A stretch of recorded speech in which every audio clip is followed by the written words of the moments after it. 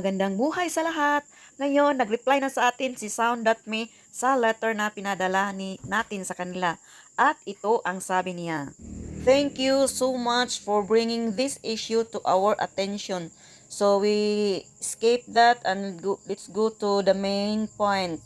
To ensure everything runs smoothly, we recommend uninstalling the current version of the app and then reinstalling from your app store. This should get you back the original app.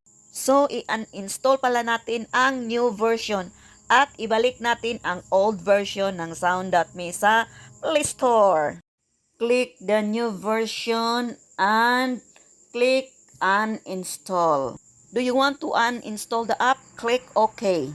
Punta tayo sa Play Store and install the old Sound.me.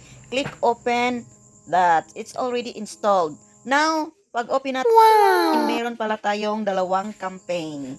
At last, nasagot na rin ang ating katanungan. Hindi lang tayo ang naka-experience niyan at ang iba ding mga content creator nga gaya natin naka-encounter din ng ganyan. So, nasagot na ni Sound.me, nag-message tayo sa kanya noong August 21 at kahapon August 31 lang nasagot.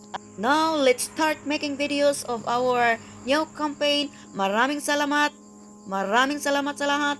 Thank you and follow for more.